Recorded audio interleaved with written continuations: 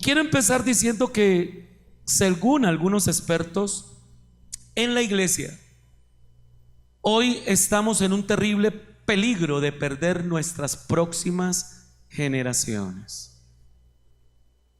Si como iglesia no hacemos algo intencional, es claro, o al menos así lo dice la sociedad y sus análisis sociológicos, es claro que la generación que tenemos en nuestras manos se puede perder.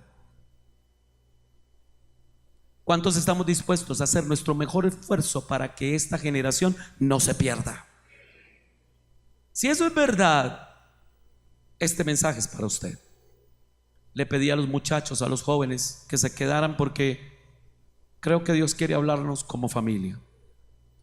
Y quisiera pedirle a los servidores que me ayuden a que, faltando 10 minutos para las 10, bajen a nuestros niños. Vamos a orar por nuestras familias, vamos a orar por nuestros hijos, porque a veces creemos que si el pastor ora por mis hijos, ya con eso quedó sellado, amarrado, atado, mejor dicho.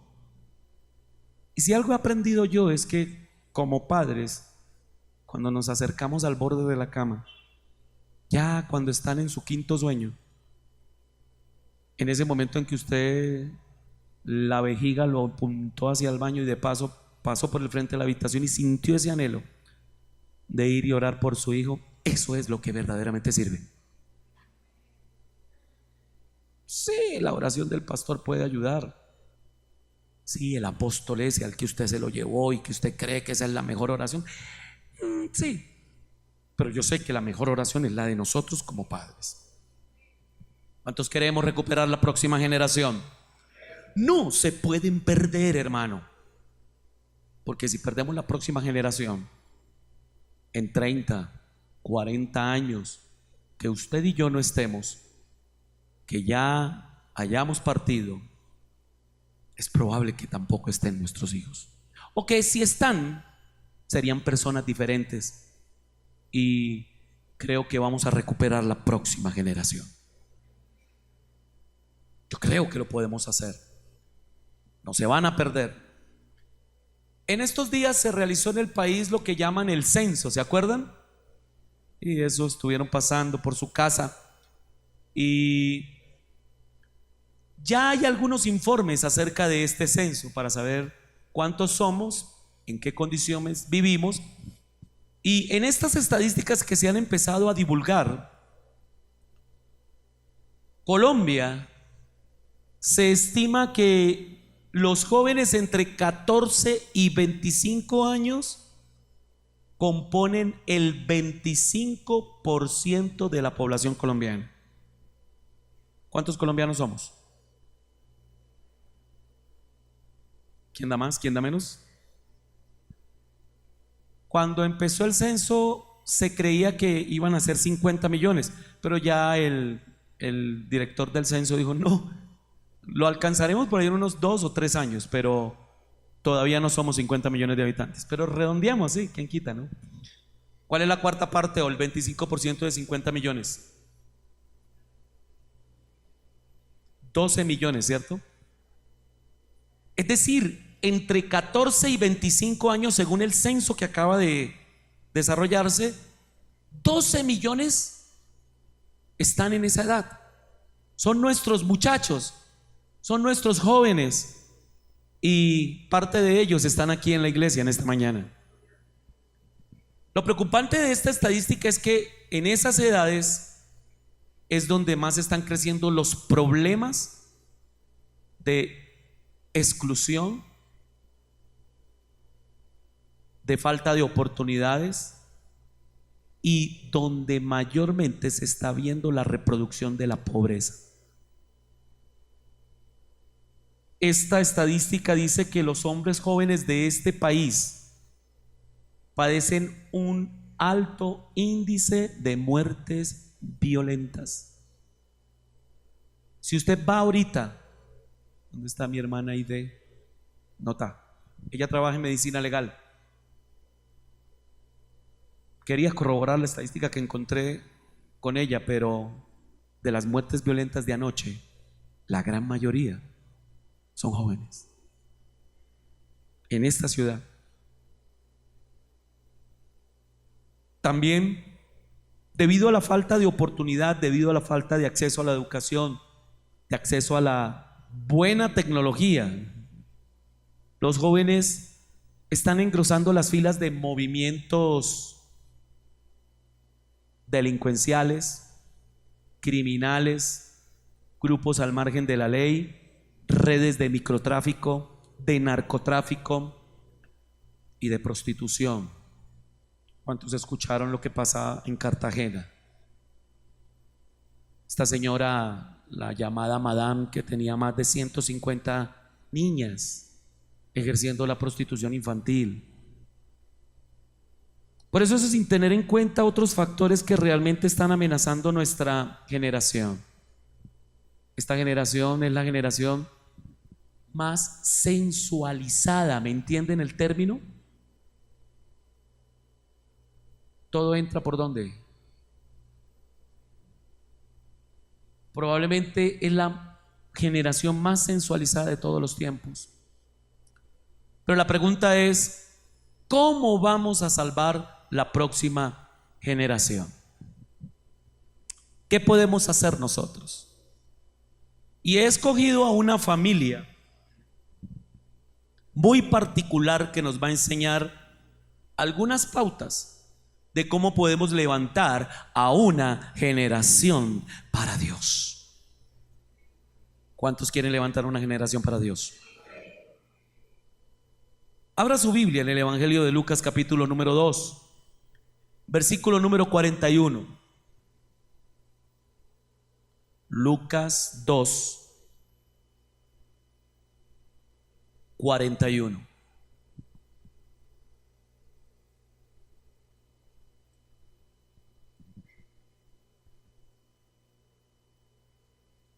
Creemos que mientras esta palabra va a tratar en nuestras vidas, el Señor de los cielos puede con esta misma palabra obrar en nuestro corazón. Por eso pedimos su dirección, la dirección del Espíritu Santo de Dios, para que toque su mente, su corazón, y cada palabra que se va a decir desde este lugar tenga la unción de tocar su vida para cambiarla a favor del reino. Amén. Y también dígale al Señor: Señor, ayuda a este pobre tipo que acabas de poner ahí para predicar.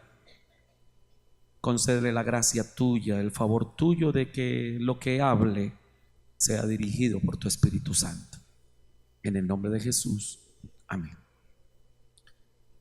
Iban sus padres todos los años a Jerusalén en la fiesta de la Pascua, y cuando tuvo 12 años, subieron a Jerusalén conforme a la costumbre de la fiesta. Al regresar ellos, acabada la fiesta, se quedó el niño Jesús en Jerusalén, sí que lo supiesen José y su madre.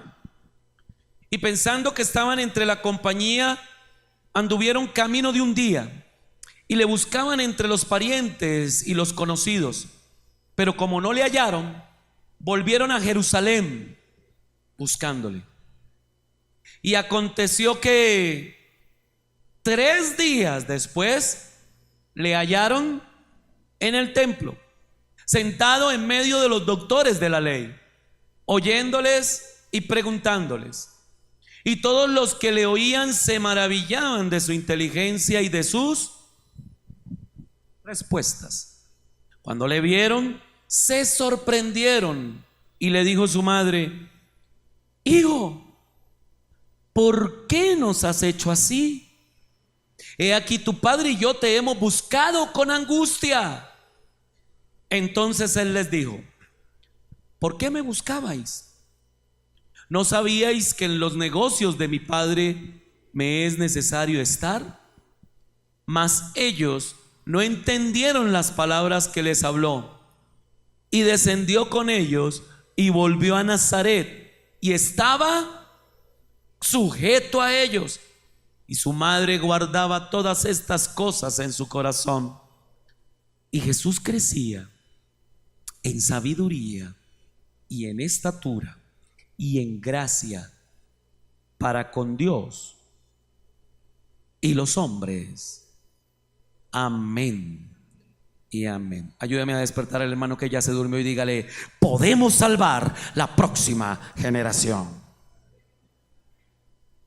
¿Cuántos creen que podemos salvar la próxima generación? ¿Cuántos vamos a salvar la próxima generación? A la luz de este texto vamos a considerar algunos principios que nos van a ayudar a entender cómo salvar nuestra próxima generación. Y he elegido una familia muy particular, ya ustedes la oyeron. ¿Cuál familia hemos escogido? No escogimos cualquier familia. La familia de Jesús, que debido a nuestro contexto y trasfondo latinoamericano, católico, romano, ¿cuál es el concepto que uno tiene de la familia de Jesús? Que en la casa de Jesús todos volaban, todos levitaban, ¿no? O sea, María iba y cocinaba y no se veía que se le movieran sus piecitos, todos levitaban. O sea, Jesús, no, Jesús ni decir, él se levantaba y no se tenía que lavar la boca. Lamentablemente, por ese concepto que tenemos, o ese trasfondo que tenemos, creemos que ¿se acuerdan que decía, o la llaman la Sagrada Familia? Creemos que pues era una familia, no, nadie puede llegar a su. Y algunos, cuando tienen alguna impresión, algún impacto, suelen decir: Jesús, María y José, como mostrando que es una familia perfecta. O bueno, casi perfecta. Algunos erróneamente, incluso por desconocer la palabra de Dios, creen que es una familia que nunca tuvo problemas. Y o sea, ¿cómo fue que Jesucristo dijo: imposible es que no vengan los problemas? Porque ¿dónde los empezó a ver? En la familia. Y creo, hermano, que esta familia era una familia como la suya, como la mía. ¿Cómo no, pastor? ¿Como la mía? Usted no conoce mi familia. Les voy a dar otra oportunidad y pues respetando a los dos hermanos que dijeron amén. La familia de Jesús es una familia como la suya y como la mía. Entonces sí nos sirve para lo que voy a enseñar en esta mañana. Jesucristo, Jesús, el Mesías, viene de Nazaret. Y la expresión que tenía la gente de Nazaret es: oiga, ¿y es que de Nazaret puede salir algo bueno? Y entonces pongámonos en contexto, ¿no? Como siempre les trato de llevar a través de la palabra. Porque la fama que tenía Nazaret y toda la región de Galilea realmente era una fama muy mala. Galilea era la región más apartada y particularmente era una región que tenía un hablar muy especial. Como si dijéramos aquí el santandereano, mano. Sí, allá donde soy yo. De allá viene mi mamá. Tenían una manera particular de hablar. Y si usted quería insultar a alguien, no tenía que usar unas palabras muy especiales, de fuertes. Solo tenía que decirle: mucho Galileo. Eso era la región de Galilea. Pues allá en esa región es donde vive la familia de Jesús. Y Jesús es ahí, conformada por el padre de familia. ¿Quién? José, carpintero de profesión, es decir, no era de la clase alta, que se dijera así, que como de alta, no.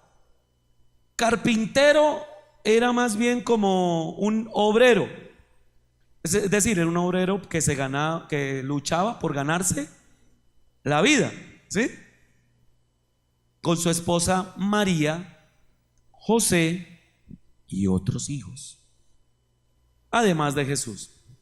Esa era la familia, una familia con crisis, con dificultades normales que tiene cualquier familia que le toca salir a ganarse el pan con el sudor de su frente, ¿no? Mi papá tenía una expresión muy... Yo a casi nadie se la he escuchado, ¿cierto, mamá? Papá decía que hay que ganarse el vapor de la olla, ¿cierto? Así decía mi papá. Hay que ganarse el vapor de la olla. Oiga, usted sí ni se gana el vapor de la olla, le decía uno.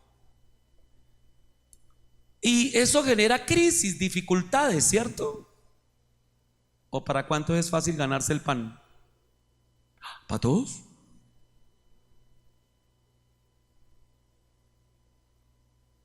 Por eso creo que habían crisis.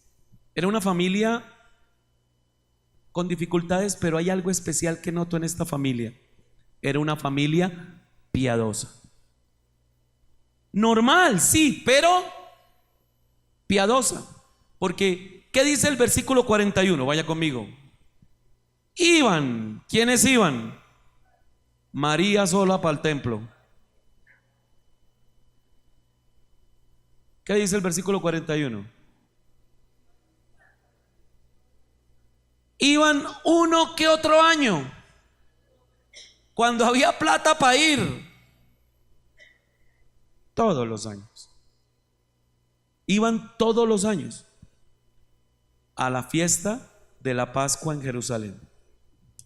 Los judíos tenían en sus comunidades unos locales donde podían adorar y glorificar el nombre del Señor, estudiar la palabra, que se podían reunir personas allí y compartían, y ese lugar se llamaban las sinagogas, ¿sí?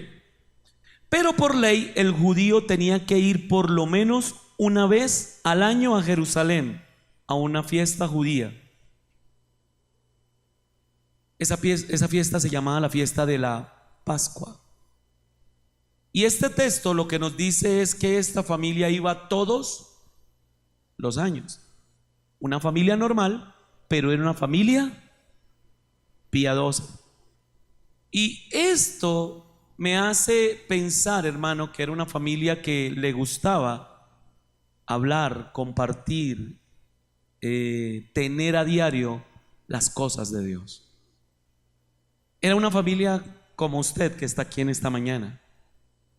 Ahorita tiene que ir a abrir el negocio, ahorita tiene que irse a preparar el almuerzo, pero para usted lo primero fue venir a la casa del Señor, porque para usted y su familia es importante congregarse. Por eso el primer punto que quiero tratarle en esta mañana, en una forma de decirle cuáles serían las cosas, cuál es el propósito para nuestras generaciones futuras y para que sean generaciones que se levantan para Dios. Primero, lo primero que tenemos que entender es que si queremos formar una generación para Dios, debemos cultivar una sana espiritualidad. Y cuando digo una sana espiritualidad es porque hay espiritualidades que son no sanas, es decir, son enfermas. Y yo resumiría una espiritualidad enferma en una sola palabra. Esa palabra es hipocresía. Si hubo alguien a quien le molestó la hipocresía, fue a Jesús. ¿Qué es la hipocresía? ¿Qué es un hipócrita? De acuerdo al término en el griego, hipocrisis es un término que se utilizaba para figurarse a la careta que se ponían los actores de las obras de teatro griego. Algunas tenían forma triste, la siguiente careta tenía forma alegre, otra careta en forma de asustado. A eso se le llamaba hipocrisis. Hipócrita es alguien que actúa, es un actor, es alguien que en la iglesia es una cosa, en la congregación actúa de una manera, se comporta de una manera, pero cuando está en la casa, cuando está en la cotidianidad, es una persona diferente. Y quiero decirle algo en esta mañana, antes de que comiencen a mandar los tomates pichos. Si hay un elemento nocivo y destructivo para nuestras nuevas generaciones, es la hipocresía. Porque cuando nuestros niños, nuestros hijos vienen a la iglesia, llegan a la adolescencia donde ellos ya miran, donde ellos ya ¿qué? Observan. ¿Qué van a decir? Yo me largo de aquí. No me aguanto más. Esto es no más que un show. Y yo con eso no me voy a comulgar, no. No quiero saber nada de la iglesia. Porque mis padres en la iglesia son unos, pero en la casa son otros. Esta familia a mí me parece, la familia que estamos estudiando hoy, que es una familia normal, pero una familia piadosa. Muy seguramente era una familia que poseía una sana comunicación. Se sabían hablar los unos con los otros. Porque hay dos elementos fundamentales en la comunicación: aprender a hablar y aprender a escuchar. Y la única forma en que tú vas a aprender a hablar, tú vas a aprender a escuchar a tu familia, es aprendiendo a hablar con Dios y es aprendiendo a escuchar a Dios.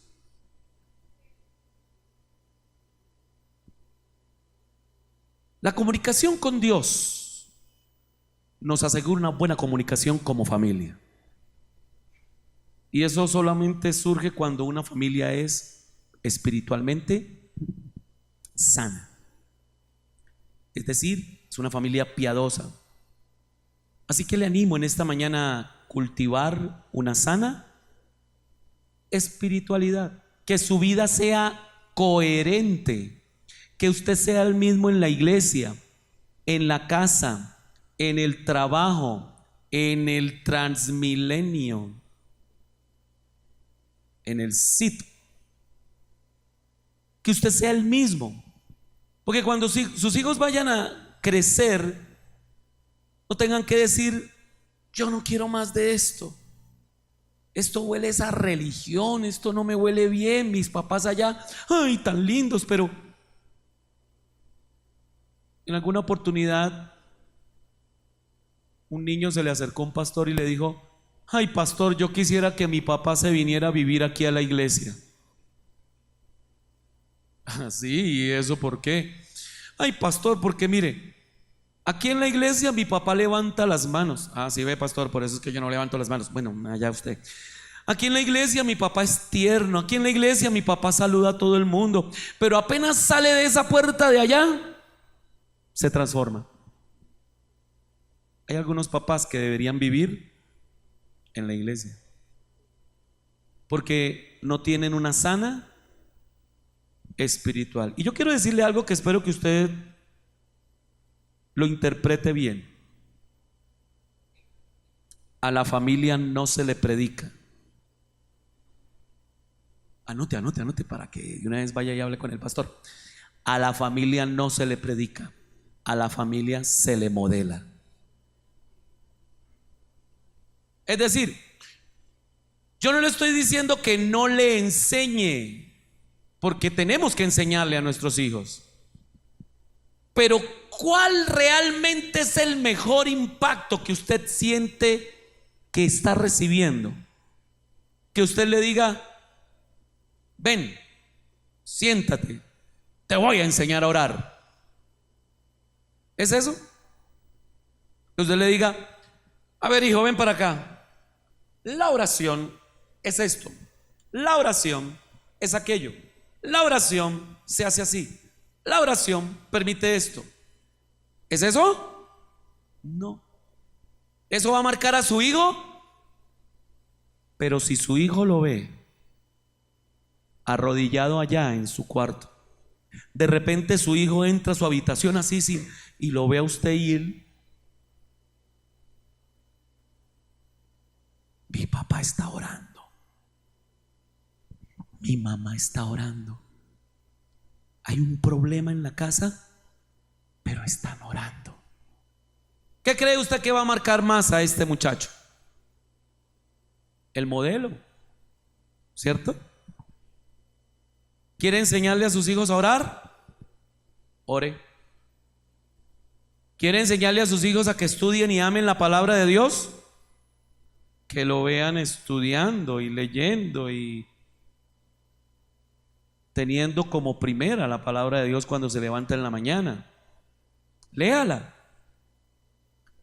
¿Quiere enseñarle a sus hijos a diezmar y a ofrendar? Ya, pastor, sabía que le iba a meter el tema de la plata. ¿Cuántos quieren que a sus hijos les vaya bien en la vida?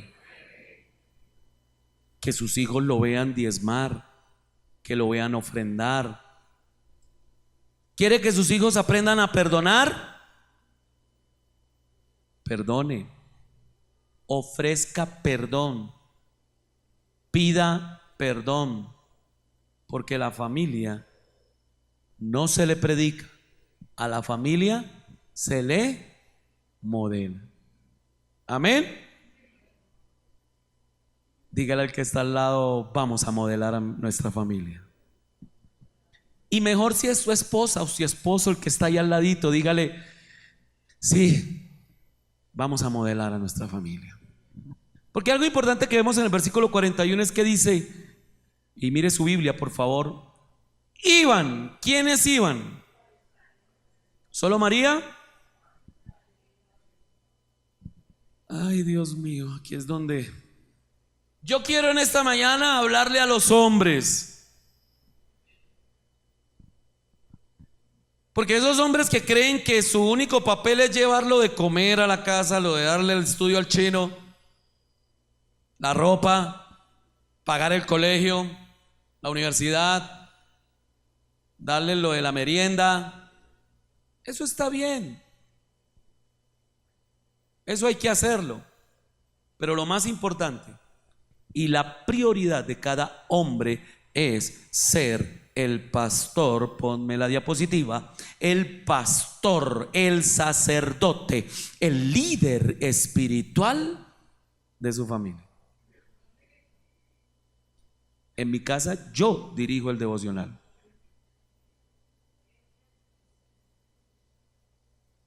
En alguna oportunidad hicimos una dinámica, ¿no? Hemos tenido varias dinámicas. Encargábamos a cada uno de los componentes de la familia que preparara el mensaje de esa noche. Pero un día dijeron: no, papá, como tú predicas, como tú enseñas. Entonces usted va a decir: no, pero es que usted es el pastor. No, hermano. Yo quiero decirle algo. Todo hombre tiene la marca, el sello del Espíritu Santo de Dios para hablar de la palabra de Dios.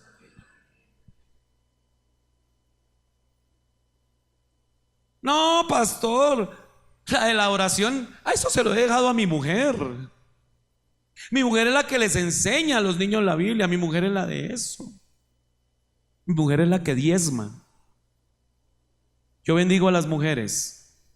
Que el Señor las bendiga muchísimo, hermanas. Pero yo quiero llamar a los varones para que se levanten y ocupen el rol que Dios les entregó.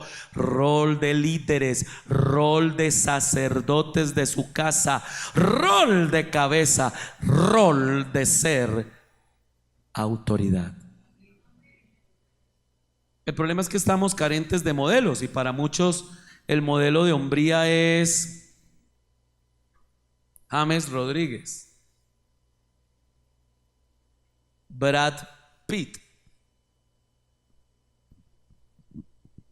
o el modelo de hombría es, no sé, es que hoy todos son tan metrosexuales que yo no sé cuál nombrar. Bueno, esos que usted ve por ahí. Pero quiero decirle en esta mañana que nuestro modelo de hombría se llama Jesucristo. El modelo de hombre que dio su vida hasta la cruz del Calvario, derramando su sangre, morir por nosotros, es Jesús. Ese es nuestro modelo de hombría. Si usted querrá hacerse el peinado de yo no sé de quién, además que vuelvo y repito en estas épocas, pero el modelo que debemos seguir se llama Jesucristo. Ese es el modelo. Es a quien debemos seguir. Pero quisiera hacerle una pregunta en este punto. Piénsela bien. Ojo, escuche la pregunta.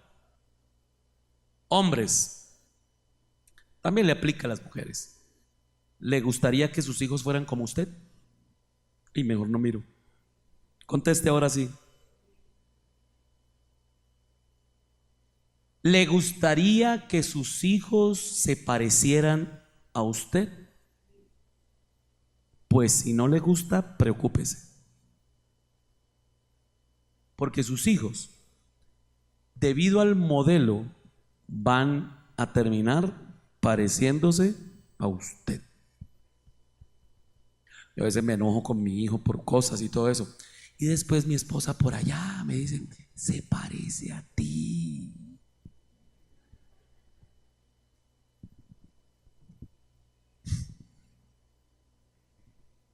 Amado hermano, preocúpese si usted no quiere que su hijo se parezca a usted, porque van a terminar pareciéndose a usted. No hay de otra. Es lo que algunos en su conocimiento, no llamemos ignorancia, en su conocimiento llaman pecados generacionales. Ustedes saben que yo no predico de esas vainas, ¿sí? O sea, yo a eso... Pero en eso que hablan de los pecados generacionales, o sea, ¿qué es eso? Que lo que hizo el papá se repite con el hijo, que el hijo repite lo que hizo el papá y el papá repite lo que hizo el papá de él. Y, amado hermano, estos no son pecados generacionales, son conductas que se están aprendiendo y repitiendo. Sí son pecados, pero no generacionales. Como nuestros hijos se van a parecer o van a ser como nosotros, nos toca algo tremendo. Nos toca esforzarnos para ser cada día más como Cristo. Ser como Cristo, para que nuestros hijos realmente se animen a imitarnos y no pierdan su vida. Necesitamos una sana espiritualidad, hermano, y eso demanda no una familia perfecta, no una familia sin problemas, demanda una búsqueda constante de Dios, del Señor.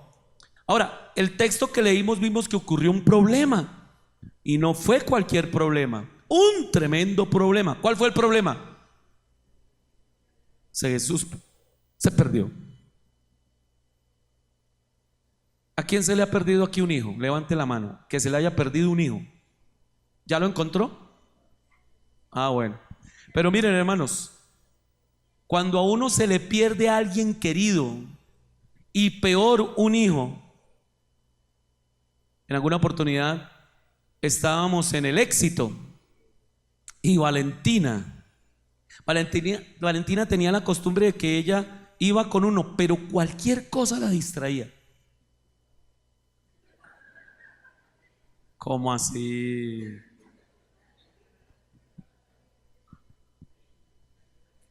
Y mejor aún si eran de esas cosas que dan en los supermercados, que la probadita, ¿cómo se llama eso? La muestra, la demostración. ¿Sí? Eso. Ay, tú sabes de eso.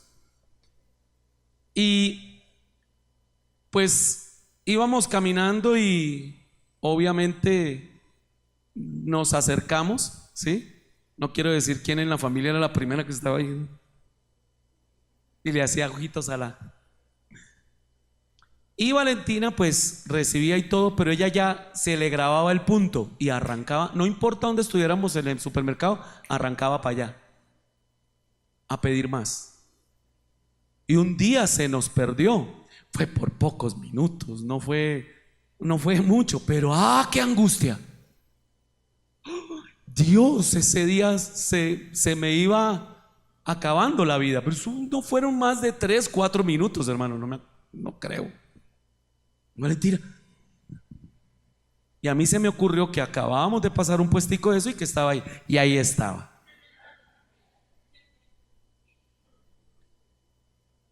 Amado hermano, no podemos permitir que nuestros hijos se nos pierdan. Es en la adolescencia, en el tiempo en el cual estamos viviendo, este tiempo, la adolescencia, muchos jóvenes tienen contacto con las peores cosas de esta sociedad. Está siendo en la adolescencia. Es en la adolescencia donde tienen acceso a la droga. Es en la adolescencia donde tienen acceso a la pornografía. ¿Sí? Es que el internet es tan tremendo, hermano, que usted escribe cualquier cosa y le sale pornografía, hermano. O sea, yo no pretendo que mis hijos me digan: ay, papi, yo nunca he visto pornografía. Pero lo que sí quiero es que me digan que ellos no son esclavos de eso. En la adolescencia es donde muchos jóvenes, debido a tantos vacíos, entran en la delincuencia, en el mundo de las pandillas. Jesús se pierde, pero ¿dónde se perdió? En el templo. ¿Cómo? ¿Y cuándo se dieron los papás cuenta? Camino de un día. Oiga, ¿cuánto logra caminar uno en un día? Camino de un día. Estaban caminando y dijeron: oh, oiga, ¿y dónde estará Jesús? Debe estar allá con los Caicedo. Debe estar allá con los Rojas, con los Rodríguez. No sé. O sea, ellos creyeron y comenzaron a preguntar: ¿qué pena, ha visto a Jesús? No. ¿Qué pasó? Y aunque el texto no lo dice, pero creo que eso empezó a surgir en medio de esa situación matrimonial. María, usted debe estar en la jugada. ¿Qué pasó? Y me imagino a María diciendo: claro, como ese es el que no es hijo suyo.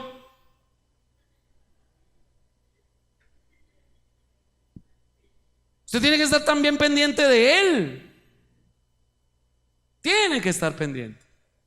Y me imagino el conflicto entre María y José. José diciendo: sí, claro, con ese cuento fue que usted me salió. Para mí han sido muchos años de digerirlo. Y estamos ahí peleando, luchando. Pero ¿qué dijeron ellos después de todo? Vamos a buscarlo. Y pasa la primera noche. ¿Y cuántos saben, hermano, que cuando un hijo no llega a casa, esa primera noche, a nosotros todavía no nos ha tocado eso, hermano, pero he oído a papás? ¿Puedo contar una infidencia, mamita? ¿Me da permiso? Sí, bueno. Por ejemplo, una noche nos tocó salir a buscar a nuestra hermana, de hospital en hospital, en medicina legal. Hasta allá fuimos a parar, ¿no, mamá? Buscando a mi hermana. ¿Y cuántos saben que cuando uno está en esa situación esperando a alguien, uno no piensa nada bueno? ¿Dónde estará? 2 días. ¿Dónde se habrá metido? 3 días. Y probablemente algunos de los que están escuchando esta palabra en esta mañana les produce un eco muy fuerte porque sienten que sus hijos se perdieron, que crecieron en la iglesia pero hoy ya no vienen a la iglesia. Pues creo que esta palabra es para usted en esta mañana. Y quiero que en esta mañana usted en oración se levante y diga: voy a buscar a mis hijos. Bueno, le voy a dar otra oportunidad. Vamos a recuperar a nuestros hijos. Mire, tengamos que hacer lo que tengamos que hacer, pero vamos a recuperar a nuestros hijos. No se nos van a perder. Esta generación no se nos va a perder. Tenemos que buscarlos y buscarlos hasta encontrarlos. Lo segundo, hermano, Y no me mire el reloj, por favor. El segundo principio, y es que si queremos realmente salvar la próxima generación, tenemos que aprender a confrontar los problemas responsablemente. Los que vinieron a la predicación de hace 8 días saben que hablábamos de la culpa. De nada nos sirve buscar al culpable. De nada nos sirve decir es que la culpa es de mi esposa, es que la culpa es de mi esposo, es que la culpa es de la familia de mi esposa. Si ve, allá es donde les enseñan eso. Yo sí trato de llevarlo a la iglesia, pero es que usted lo deja ir a esa casa y en esa casa, hermano, no. Confronte los problemas de su hogar, de su casa, responsablemente. ¿Cuántos confiamos en que Dios tiene un plan para nuestros hijos? Pues si usted confía en eso, hermano, entendemos que hay cosas en que ni siquiera Dios va a meter la mano, sino que tenemos que hacerla nosotros. Hay dos cosas básicas que usted y yo, como padre y madre, tenemos que hacer. Dos cosas básicas. ¿Sabes cuál es? Criar y cuidar nuestros hijos. Uno no le puede delegar esa responsabilidad a nadie. Pastor, yo llevo allá a mi hijo a la escuela dominical. Para eso lo traigo. Y si él no quiso caminar con Dios, probablemente la culpa fue de ustedes aquí en esta iglesia. He oído personas así. ¿Cómo nos va a culpar a nosotros si es juicioso, no? Y si llega temprano también. ¿Cuántas horas logramos tener a su hijo aquí en la iglesia?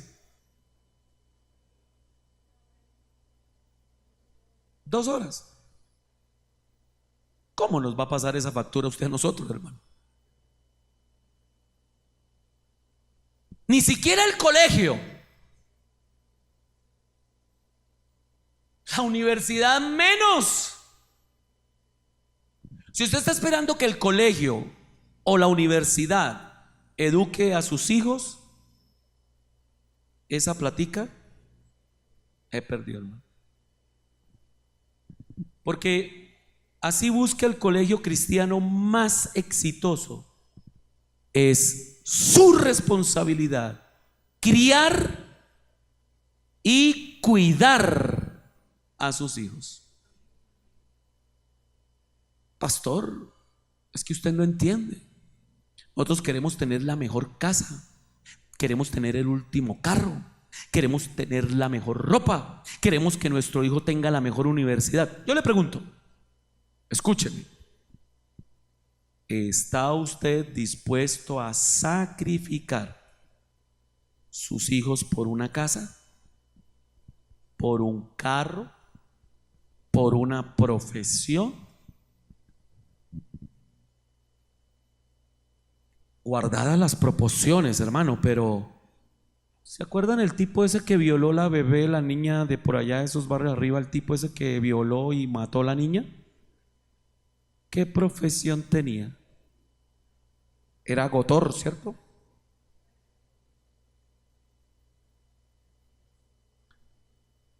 Amado hermano, ¿usted está dispuesto a sacrificar sus hijos por una supuesta comodidad? Porque, mire hermano, cuando tengas esa casa, cuando tengas ese carro, pero hayas perdido a tu hijo, eso que conseguiste, vas a ver con tristeza que no te sirvió para nada. Mire hermano, yo hoy quiero honrar a mi esposa. Mi esposa tiene 25 años de estar trabajando en la misma entidad, un banco. Pero cuando mi esposa sale de la oficina del banco, se acabó su banco. Sigue su familia. Se acabó. Mi esposa habla con mis hijos, sea la hora que sea y llegue como llegue. Porque siempre ella quiere saber qué hicieron, ¿dónde estuvieron? Creo que en alguna oportunidad les decía a ustedes que, por ejemplo, yo llego a la casa y espero a Sarita y Sarita entra y ¿cómo te fue, mami? Y se comienza a reír. Y yo solo quería saber cómo le fue, o sea, que le había ido bien así chiquito.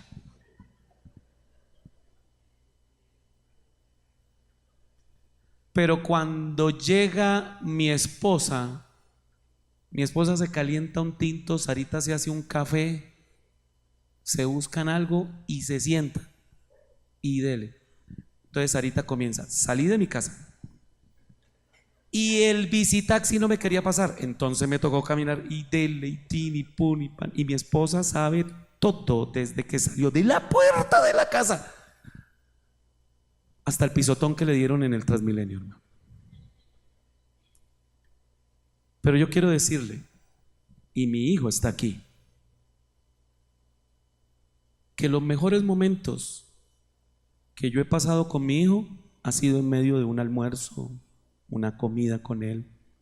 A veces nos hemos ido a caminar. En el barrio tenemos zona verde y nos vamos, caminamos, hablamos. No quiero avergonzar a mi hijo, pero yo le hablo a mi hijo de sexualidad. Yo le hablo a mi hijo de condones. Sí, ya sé. Yo siempre quise que el primero que le hablara de esas cosas fuera yo. Y hermano, quienes crían y cuidan a sus hijos somos, pero tenemos que crear esos espacios donde nuestros hijos anhelen, quieran llegar a casa. Ay Dios. Que cuando los hijos salgan de la universidad no digan, ay, para la casa, qué mamera, qué jartera. Que nuestros hijos anhelen llegar a casa. Amado hermano, que su hijo anhele llegar a casa. Yo sé que cuando entra Sarita, lo primero que quiere es que yo le haga un granizado de café. Y aquí está Sarita, que cuando entra Valentina, lo primero que quiere es que haya 2 panes tajados, un queso, porque a ella le gusta hacerse en la tarde su sándwich de queso. Por eso cuando yo no puedo estar en la casa, pues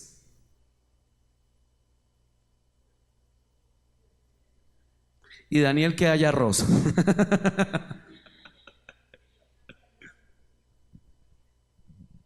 Escúcheme lo que le voy a decir en este punto. No pierda lo que tiene por estar buscando lo que no tiene. Se lo puse ahí. No pierda lo que tiene por estar buscando lo que no tiene. Amado hermano, en alguna oportunidad, pues hace ya, vamos a completar 2 años de mi accidente isquémico cerebral. Cuando me estaba dando todo eso, pues la verdad yo no sentía así como mucha cosa, ni temor por mi vida, ni nada. Pero cuando allá en la sala de urgencias, me tenían con todas esas cosas y unos aparatos ahí revisándome el corazón y todo eso, y los doctores hablando entre sí dijeron, este man sí que tuvo suerte, hola. Porque lo que decían los doctores es que el coágulo subió al cerebro y solo habían 2 posibilidades: muerte fulminante o parálisis de medio cuerpo. Es decir, ahorita mi esposa me estuviera arrastrando para todos lados. Cuando los doctores comenzaron a hablar en esos términos allá, pensé, ¿y si me hubiera muerto? O sea, yo dije, y pese a todo, cuando llegaron y me pasaron a la sala, a la habitación, que fue como 3 o 4 horas después de estar en urgencias, me pasan a la habitación y me quedé solo. Para cada 2, 3 horas entraba una enfermera, revisaba mi tensión.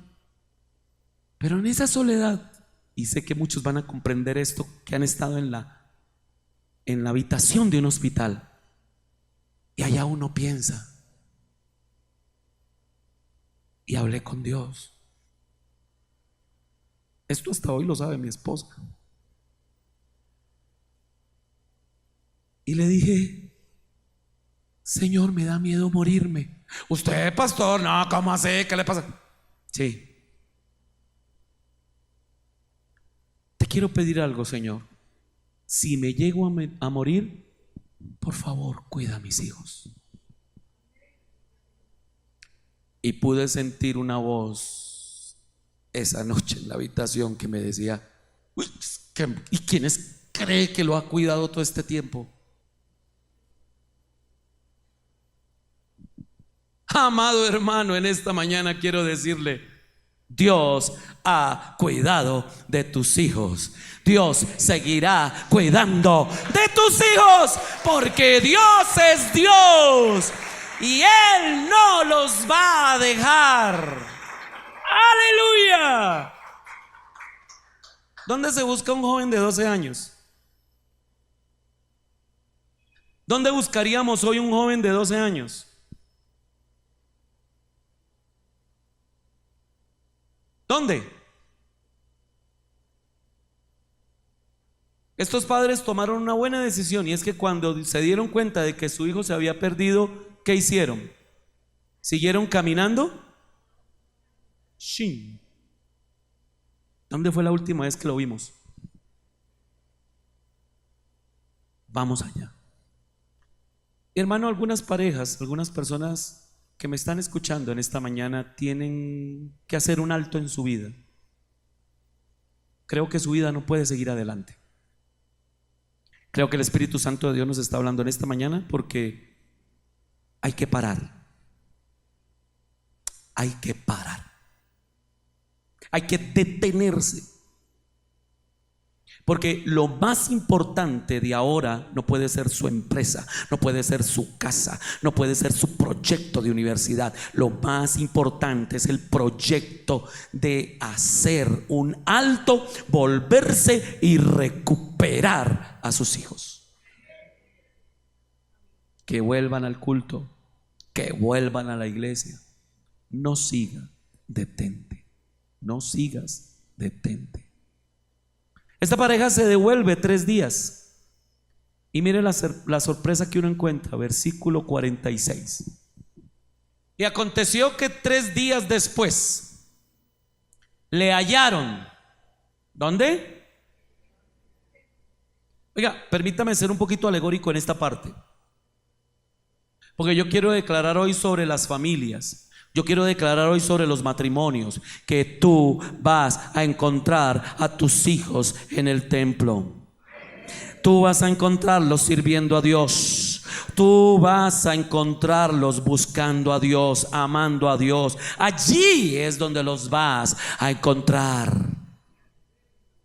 Ese es el lugar donde los vamos a encontrar, sirviendo a Dios. 2 minutos para el último punto.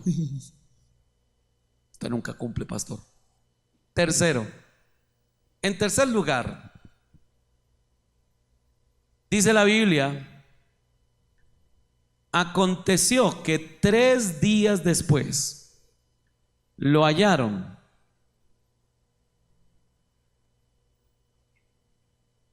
y hay algo muy especial acá. Dice, haciendo 2 cosas.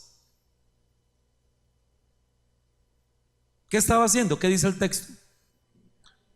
Oyendo y... ¿Quiere que le diga algo en esta mañana? Para poder tener una generación que busca a Dios, debemos construir el pensamiento de nuestros hijos. ¿Sabe por qué Jesús estaba oyendo y preguntando? ¿Dónde lo aprendió? En la casa. ¿Dónde aprenden nuestros hijos a oír y a escuchar? Bueno, se la hago en la antipregunta. ¿Dónde aprenden a gritar? ¿Dónde aprenden a no dejar hablar al otro? ¿Dónde aprenden a oír y a escuchar? Amado hermano, usted me dirá, claro, ¿no ve que Él es Dios? Como Él es Dios, sí, Él es Dios, pero Él vivió en esta tierra como hombre. Así que esto de oír y preguntar lo aprendió en su casa. Nosotros tenemos que cultivar el pensamiento de nuestros hijos. Y si queremos formar y salvar la próxima generación, tenemos que aprender a construir el pensamiento de nuestros hijos. ¿Sabe cuál es el problema, hermano? Que les hemos dejado que el pensamiento se los construyan otros. Cuando enfrenten la vida real, van a fijarse en el pensamiento que le dan en el colegio o en la universidad, y usted va a tener que, o va a entender que cada cátedra de la universidad tiene una filosofía, y es que Dios no existe. Y se lo van a argumentar. Si nuestros hijos no saben pensar, ¿qué van a terminar haciendo ellos? Comiéndose ese cuento, hermano, tragándoselo entero y vomitándolo a los demás. Le van a decir, oye, pero ¿tú cómo puedes creer eso? Pues porque crecí en la iglesia. Mi papá y mi mamá me llevaban a la iglesia. Allí lo aprendí, pero en la casa lo aprendí más. Los adolescentes de hoy, los niños de hoy, los que se llaman millennials, están sufriendo de lo que se llama spa. Sí, como ese que va uno a que lo toquen por todos lados y uno se relaja. Pero ¿sabe qué significa spa? Síndrome de pensamiento acelerado. ¿Qué significa spa? Síndrome de pensamiento acelerado. ¿Cuáles son los síntomas de este síndrome? Ansiedad. ¿Se ha dado cuenta que nuestros muchachos son ansiosos? Son ansiosos, bien acelerados, estresados, bien ansiosos, son muy dados continuamente a estarse deprimiendo. ¿Y qué tienen? No, es que tengo la depresión. Viven continuamente irritables. Vaya, lave la loza. Ah, pero yo, ¿por qué? Siempre a mí. Y que este chino, si yo cuando era de su edad, yo lavaba todos los días la loza. Y no solamente eso, hermano, se irritan, se molestan, no les gusta la rutina, no les gusta estarse quieticos en un solo lado. Por eso está uno predicando y están ahí en el celular. Porque tienen que estar haciendo algo. A veces vamos en el carro y resulta por allá uno de mis hijos diciendo, estoy aburrida, estoy aburrido. Vamos para la casa. Ah, aquí no se hace nada. ¡Pum! Se duermen. Ay, se rieron. Pues está sufriendo ¿de qué? De spa. ¿Síndrome de qué? De pensamiento acelerado. ¿Y sabe por qué se produce esto? Por un exceso de información. Están hiperconectados con todo: Facebook, WhatsApp, Instagram, Twitter, todo lo que ellos usan, que yo lo uso también, pero están continuamente. Y dicen los expertos que los jóvenes que hoy reciben más información son jóvenes que tienden a deprimirse más, porque el momento en que se detiene todo eso que están recibiendo, están mirando el celular.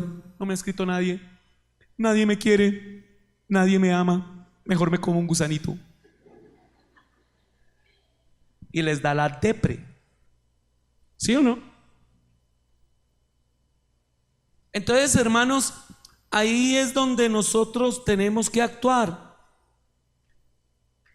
Desde la habitación, mi esposa gritando, Daniel, bájale volumen al celular. Y son las 2 de la mañana, hermano. Ir a coger a ese muchacho y darle, ¿por qué tiene prendido el celular a las 2 de la mañana? están hiperconectados, estresados, se están enfermando. Yo me acuerdo que cuando yo era niño, aquí está mi mamá, salía mi mamá, ¡pa' dentro! Bueno, en tierra caliente, ¿no? En Cúcuta, ¿no? ¡Pa' dentro! Y nada, ¡pa' dentro! Nada, salía con chancleta en mano. Y es que no se van a entrar. Y la puntería, ¿no? La puntería de una mamá nadie se la gana, ¿oyó? Pero mire qué extraño. Ahora uno desearía entrar a la habitación del chino y decirle: ¡pa' afuera! Ya, deje ese celular, deje ese Xbox, deje ese aparato, para afuera, vaya, juegue fútbol, juegue básquet, haga lo que sea, vaya, eche golosa, lo que quiera.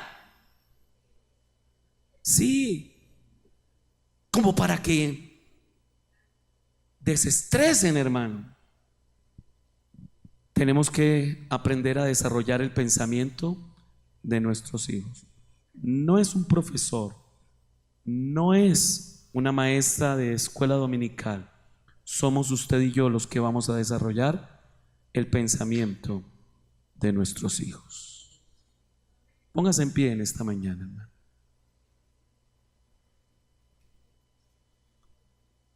¿Será que usted se podría preguntar en esta mañana: ¿qué trabajo he hecho para construir el pensamiento de mis hijos?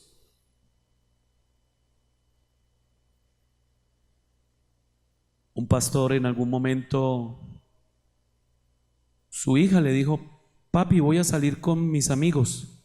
¿Para dónde vas, hija? Vamos para discoteca. Hija de un pastor: ¿cómo así, mami? ¿Pero por qué? ¿Qué pasa? No, es que es el plan de cierre del año y pues queremos ir allí.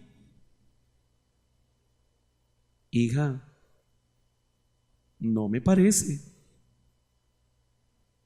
Entonces la hija le contestó: papá, tú no puedes desconfiar de lo que hiciste conmigo. Tú hiciste un buen trabajo. Descansa en eso, papá. Dice que pues se fue y el papá, pues el pastor se quedó ahí, piensa y piensa. Como a las 10:30 de la noche llegó. Yo, papá, entré allá, me sentí como mosco en leche. No era mi lugar, no me sentía tranquila, no me sentía bien y me decidí venir. Lo que te decía, papá, no desconfíes en lo que hiciste. ¿Qué trabajo has hecho tú con tus hijos?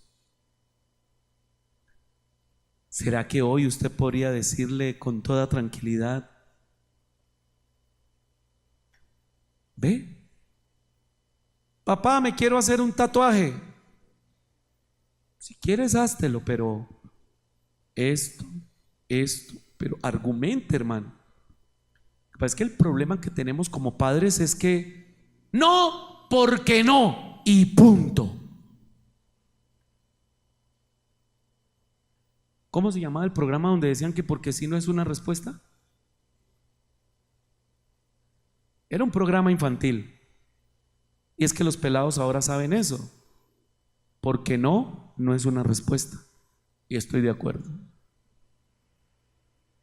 Algún día mi hijo me dijo eso: quiero hacerme un tatuaje, ¿cierto? Pues hasta aquí lo que le dije o lo que le argumenté pareciera que le ha servido. Nunca sabré qué hay en sus pensamientos. Argumente. Pero si usted no tiene espacio para hablar, si usted es el que, mejor dicho, es como el viento del norte en su casa, entró y salió,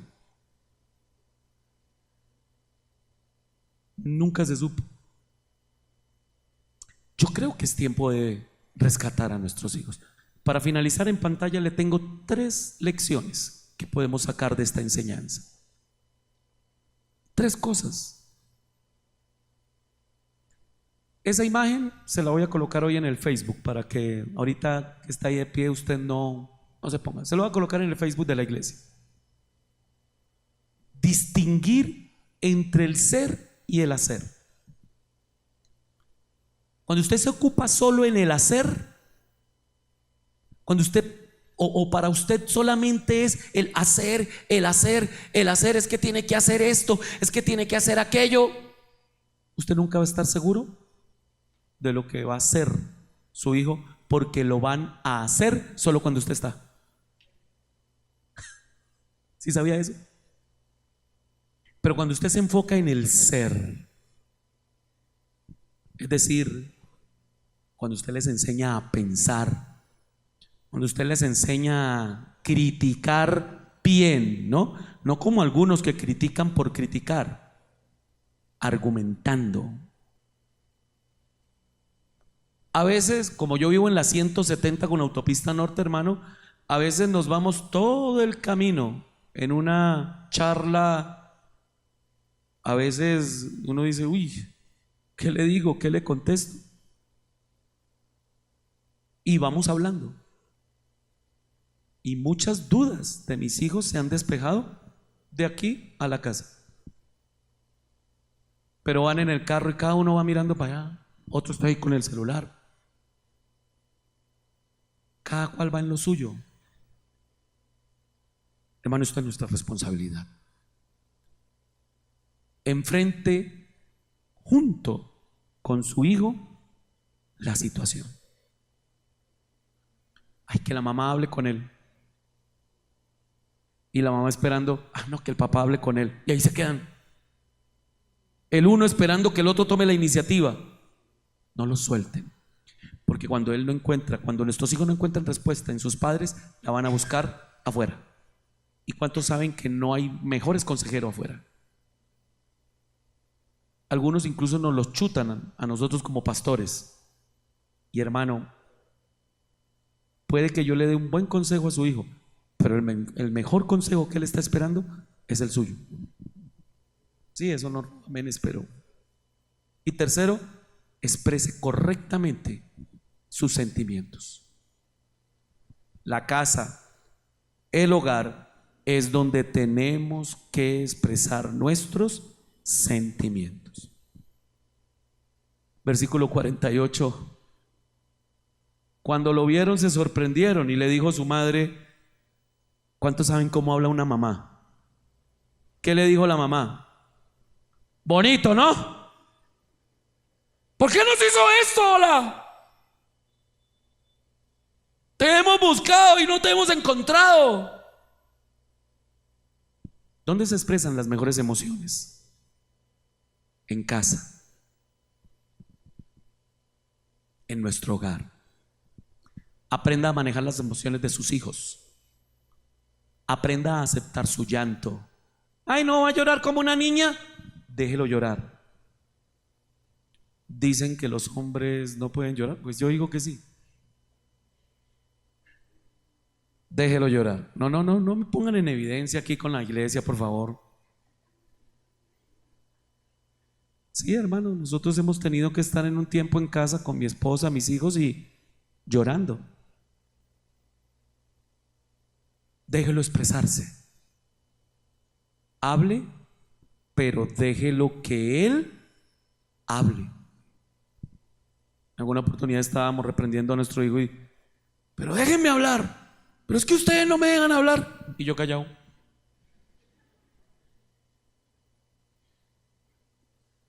Deje que los sentimientos se expresen. Ay, no, pastor, es que eso a mí de las lloradas. Hermano, si no se hubiera metido a papá. Cuando Sarita perdió una materia en el semestre pasado, fui yo el primero que la recibió en casa. Venía devastada. Mi hija es una de las mejores estudiantes de su carrera, pero venía devastada. Y ahí estaba yo. No, espere a su mamá y habla con ella. No, yo hablé con ella. Perdóneme que me extendiera hoy. La próxima predicación es para los padres, pero esta predicación de los hijos resulta más para los padres, ¿cierto? Hoy tenemos que hacer todo nuestro esfuerzo para rescatar esta generación, porque podemos rescatar esta generación.